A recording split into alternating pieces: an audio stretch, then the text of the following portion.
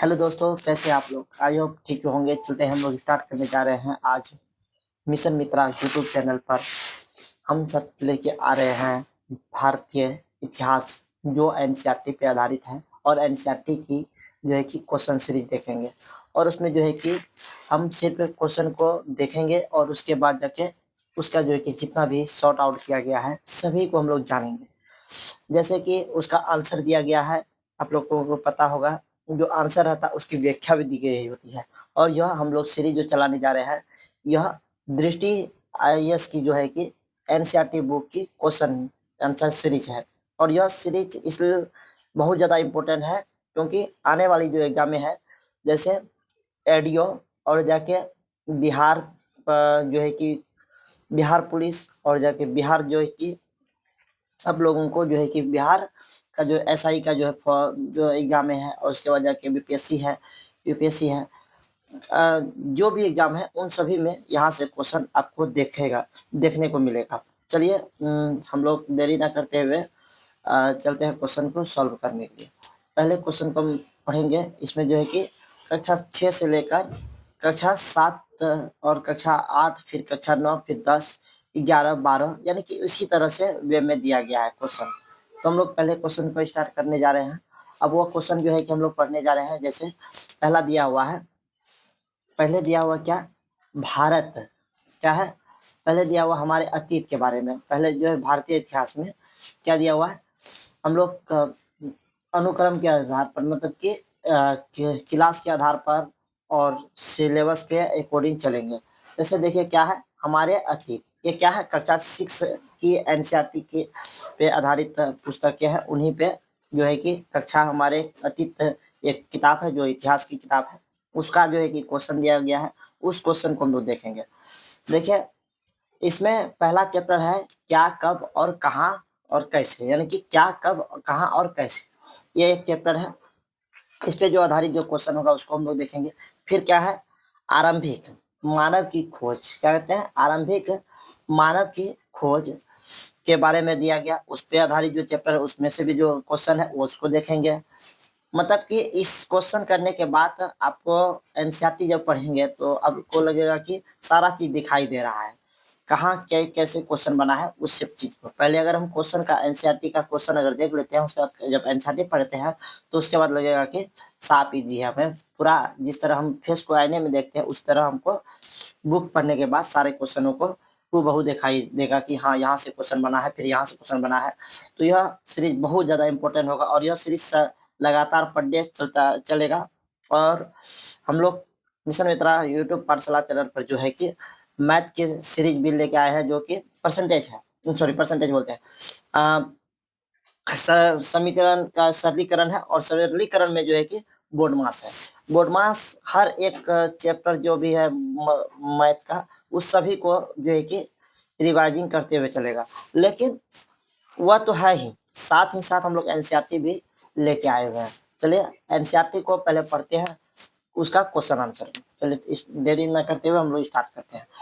आप इस पूरे इंडेक्स को देख लीजिए एक तरफ से, है ना। चलिए देख रहे, देखिए यह कक्षा 8 में है, जो है कि आप लोग को पता है कि कक्षा 8 की जो बुक है वह मॉडर्न हिस्ट्री पर आधारित है। किस पे आधारित है, मॉडर्न हिस्ट्री पे। और मॉडर्न हिस्ट्री पे आधारित है। इसमें जो है कि भाग 1 और भाग 2 दिया हुआ है, कैसे, कब और कहाँ।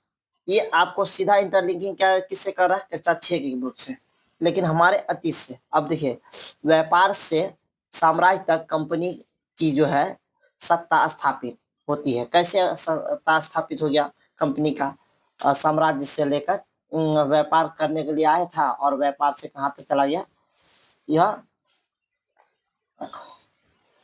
व्यापार से चला गया कहाँ पर, आप लोगों को पता है कि स्थापित किया, ये क्या, अपना कंपनी, अपना एक साम्राज्य स्थापित कर लिया।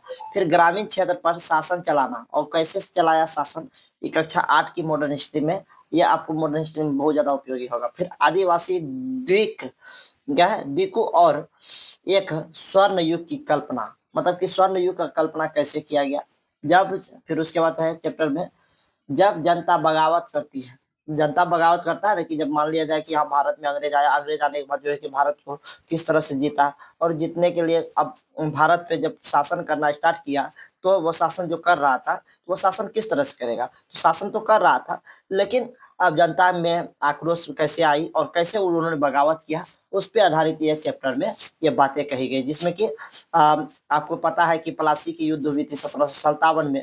उसके बाद जाके यहीं से जो है कि एक मोड़, इतिहास में एक ऐसा मोड़ आया जहां से कि अंग्रेज अपना पैर पसारना स्टार्ट कर दिया, और यहाँ से जो है कि एक नया युग का आरंभ हो गया, और ईस्ट इंडिया कंपनी आई, और ईस्ट इंडिया कंपनी जब 1600 में आई, तो वो अपना जो है कि क्या क्या यहाँ पर किस तरह से अपना जो है कि अस्तित्व को जमाया। 1757 में प्लासी की युद्ध हुई, और जिसके कारण क्या हुआ कि यहाँ पर कोई आए दिन ना आए दिन बगावत होते गया, और उसी युद्ध में जो है कि वही जो 1757 में जो बगावत हुआ था, उस क्रांति में जो है कि इंडिया और जाके क्या कहते हैं कंपनी, दोनों के बीच एक द्वस्त स्थापना, दो मतलब कि दो जो है कि शासन जो लाया गया था, डबल क्या कहते हैं डबल पॉलिटिशियन जो आया था, डबल गवर्नमेंट की सरकार जो आई थी, उसको जो है कि इसी बगावत के बाद से यहाँ से लाया गया था। लेकिन उससे पहले है कि उपनिवेशवाद और शहर। तो उपनिवेशवाद के बारे में आप लोग जानते होंगे कि उपनिवेशवाद उसको कहते हैं और शहर उसको कहते हैं। मतलब शहर क्या होता है, उपनिवेशवाद और शहर। उपनिवेशवाद उसको कहते हैं, मतलब जो उपनिवेशवाद का मतलब सीधा सीधा है कि अगर आप पे आपका शासन ना होकर दूसरे आदमी का शासन है, आपको किस तरह से मतलब आपको पैसा अगर खर्च करना है तो बिना मुझसे पूछे नहीं कर सकते हैं, और किया नहीं तो हम जो कहेंगे वो करना होगा। मतलब कि आप हैं, लेकिन आप नहीं हैं। इसका कहने का तात्पर्य ये हो गया कि उपनिवेश का मतलब यही होता है कि अगर आप हैं लेकिन आप नहीं है, क्योंकि आप अपने से डिसीजन नहीं ले सकते हैं। आप पे हमारा शासन है, और हमारा जब शासन है तो आपको जो है कि पूरा का पूरा शासन का जो है कि जिम्मेदारी आप नहीं उठा सकते हैं। आप कुछ अपने मन से कोई भी कदम नहीं उठा सकते हैं। यानी कि आप पे जो शासन जो कर रहे हैं, मान लिया जाए कि हम जो आप पे शासन कर रहे हैं, आपको जो हम कहते हैं, आपका जो है कि जो भी बातें होती है उस सारे पे मेरा अधिकार है, और आप अपने मन से किसी भी चीज में फैसला नहीं ले सकते हैं। वही चीज सेम टू सेम इन क्या किया था यहाँ पर कंपनी ने किया था। कौन? वह यूरोपीय किया था। यूरोपीय किया भारत पे क्या किया, शासन किया, और यहाँ पर सारी राजनीतिक और सामाजिक जो भी पहलू थे सभी पर उन्होंने हस्तक्षेप किया। जब हस्तक्षेप किया तो यही चीज हस्तक्षेप ही क्या कहलाने लगा, उपनिवेशवाद। क्या कहलाने लगा, उपनिवेशवाद। मतलब कि आपका घर है लेकिन आपका घर में आपका दाल गलने वाला नहीं है, मतलब कि आपका घर में मेरा दाल गलेगा, कंपनी का कहना था। तो वही चीज ये उपनिवेशवाद भी है। ठीक।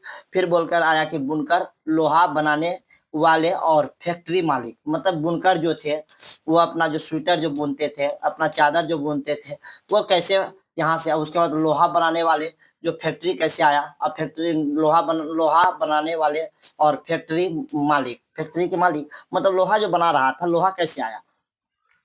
आप लोग एक रतन टाटा को जानते होंगे, जो कि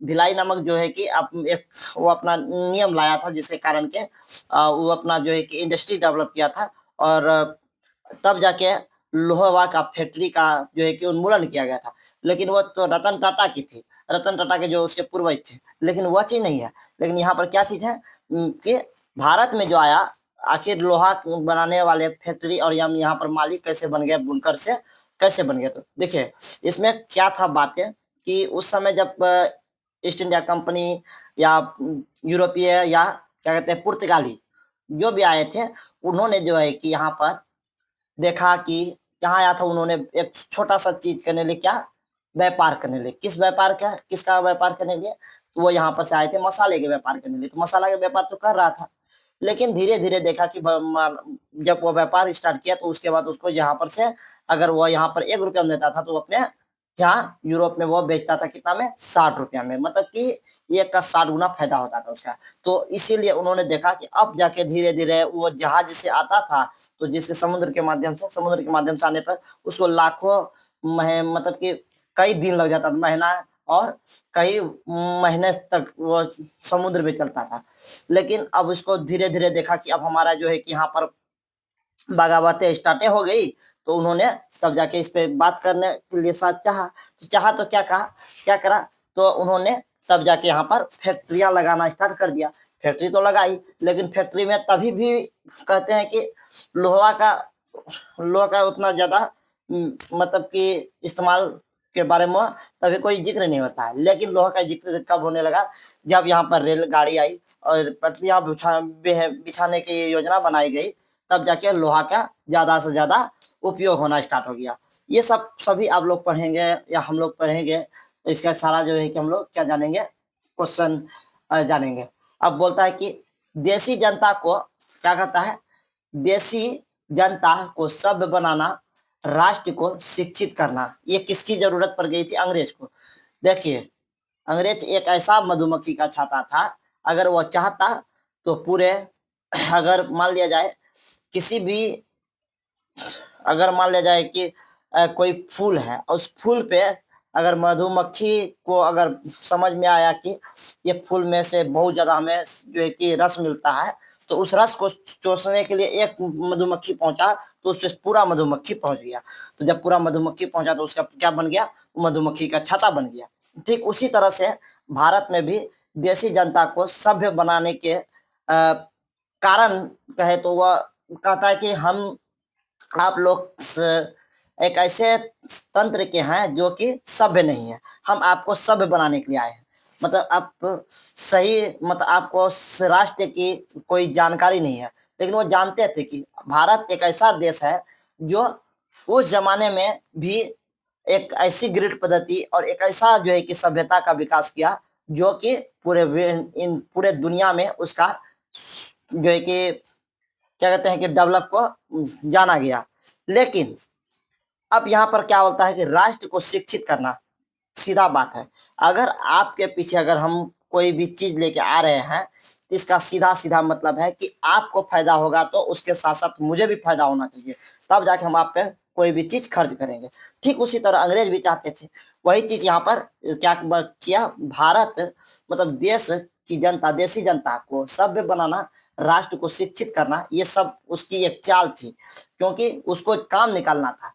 फिर उसके बाद जाके आगे हम लोग जब इसका क्वेश्चन करेंगे तो उसके बाद देखेंगे, जब इसका एनसीईआरटी पढ़ेंगे उसका पूरा विस्तार से पढ़ेंगे। ठीक, महिलाएं, जाति एवं सुधार। महिला में जो है कि महिला वर्ग जो था उसमें एक ऐसा मनोविकसित विकास किया, और उसके बाद क्या किया, वो जाति में बांट दिया, और बोलता है कि हम सुधारने के लिए आए हैं जाति व्यवस्था को। मतलब कि जो पहले जानता तक भी नहीं था कि हमारे ये है हमारे वे है, तो उसको तो बात अलग है। अब यहाँ पे जाति व्यवस्था की दृश्य लाया।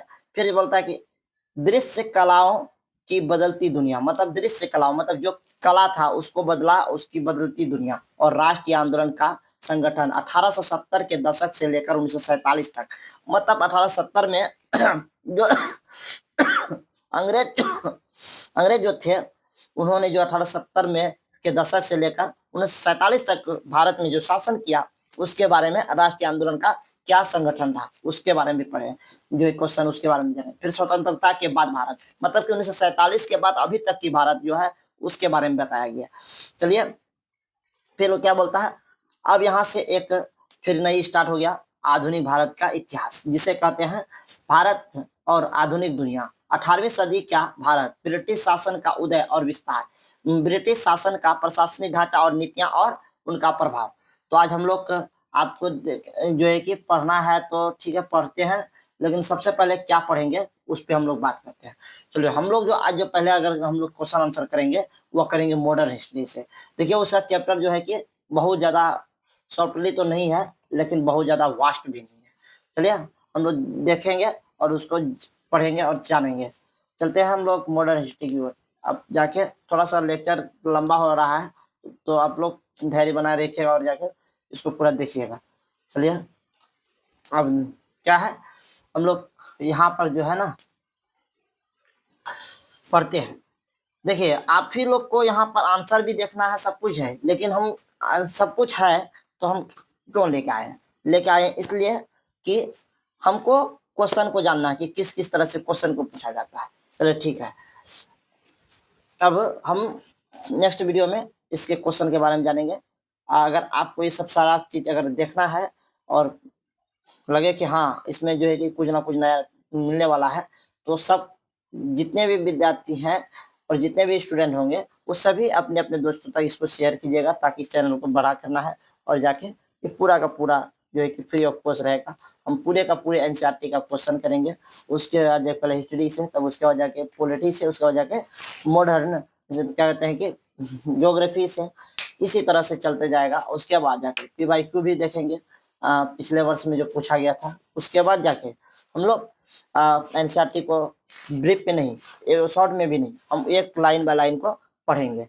पहले क्वेश्चन करेंगे, फिर पढ़ेंगे, फिर क्वेश्चन करेंगे, फिर पढ़ेंगे। मतलब क्वेश्चन के साथ साथ पहले क्वेश्चन, तब उसके बाद जाके एनसीईआरटी को पढ़ेंगे। क्योंकि क्वेश्चन पढ़ने के बाद जब एनसीईआरटी को पढ़ेंगे तो लगेगा कि हाँ, ये सवाल यहाँ से पूछा गया है, ये सवाल यहाँ से बनेगा। तो चलिए ठीक है, देरी ना करते हुए हम नेक्स्ट वीडियो में फिर मिलते हैं।